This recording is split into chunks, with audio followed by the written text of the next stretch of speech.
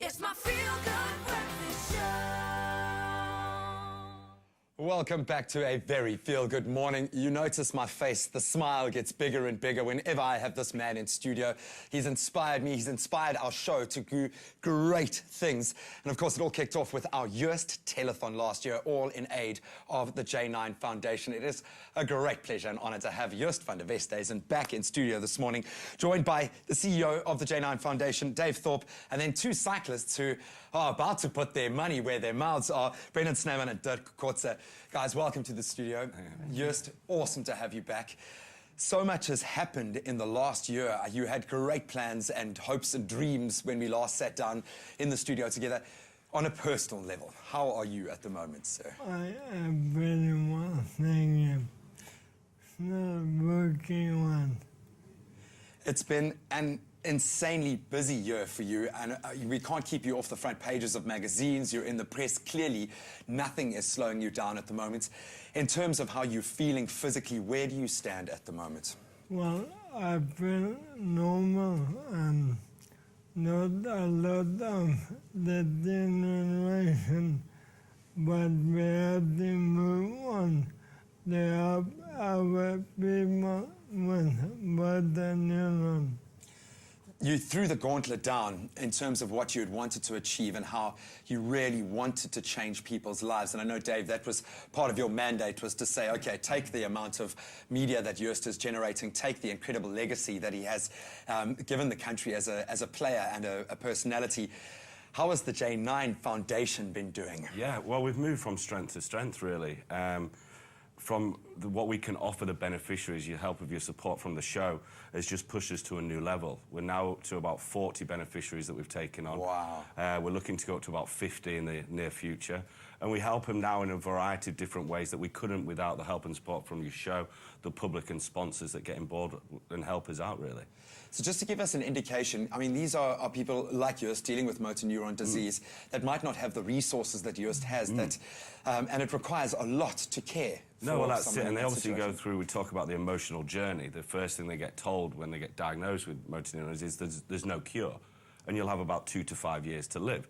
Well, we do it slightly different now and say, look, if you're positive, you have a positive outlook on life, we will help and support you in any way we can, from means of giving them food, paying their rent, because obviously now they can't work, through their journey with wheelchairs, ventilators, but away from, say, stuff like that, we also give them hope and belief and emotional support through this horrible journey they're going through. And of course, you're proving the positive every day. Definitely, yeah. You know, I think a few of us could have dreamt of the journey that he's been on. I'm guessing that is in part what has inspired the two gentlemen on the edge of the couch, getting themselves into the zone for a very big race coming up in the form of the Epic. But you guys, there's got to be a reason why you're willing to put your bodies literally on the line. Brendan, how did you come to become connected with the J9 Foundation?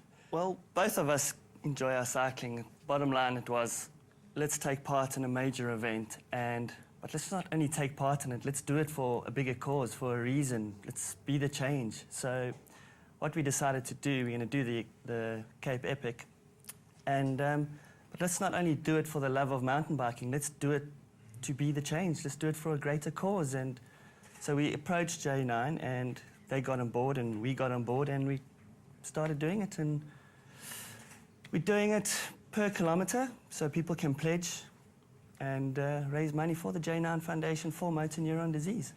Dirk, you know, my colleagues always tease me because every time Yost comes in, I get completely starstruck and I fumble my words and I feel like a schoolboy again. He's been one of my heroes for my entire life, literally, as a young man. What has it been like for you to work alongside the foundation, work alongside Yost? I know, obviously, for everybody that watches rugby, he is a hero, he's still a hero.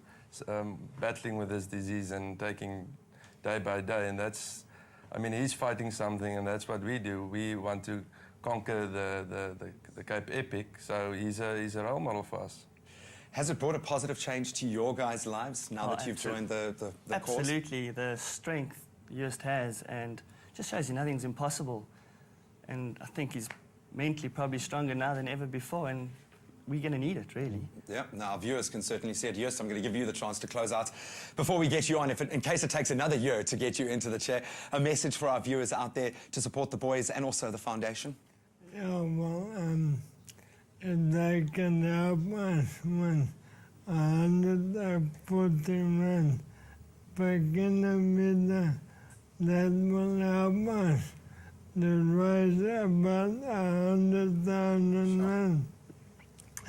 And that will go for in a lot of people's lives.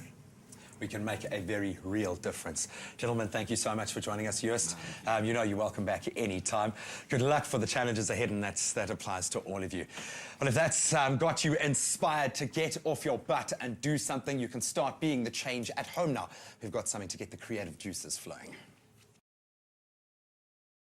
As it turns out, the guys are just 350 pledges away from their target. Help get them through what is undoubtedly one of the most grueling races on the continent, if not in the world, all in support of Joost and the J9 Foundation.